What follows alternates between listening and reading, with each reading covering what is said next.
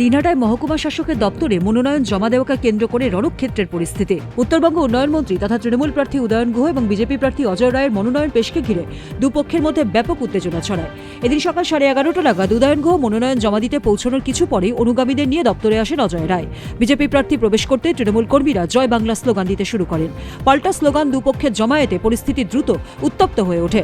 উত্তেজনার পারদ চড়তেই ঘটনাস্থলে নামানো হয় বিশাল পুলিশ বাহিনী ও কেন্দ্রীয় বাহিনী।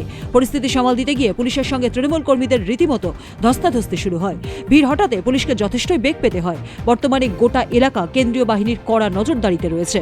পরিস্থিতি নিয়ন্ত্রণে এলেও রাজনৈতিক মহলে উত্তেজনা থমথমে।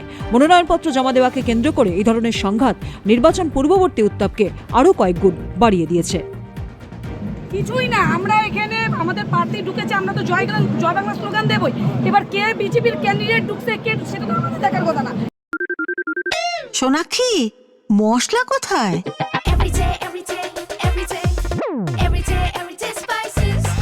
এভরিডে মশলা, দেশের স্বাদ। উনি এই প্রশাসন আসলো, আসার পরে আমাদের গেটের ভিতরে ঢুকালো, ঢুকিয়ে ধাক্কা দিল, বাজে ব্যবহার, বাজে হুমকি, তালা দিল।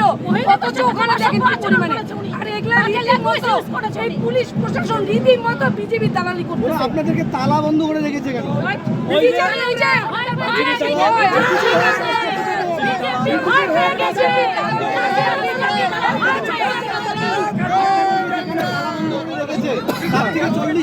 বিজেপি কর্মীরা খোলা অবস্থায় রয়েছে।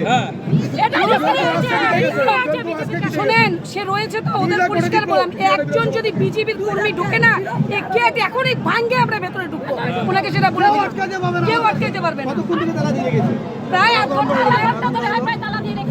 আর এত অসভ্য, এত অভদ্র।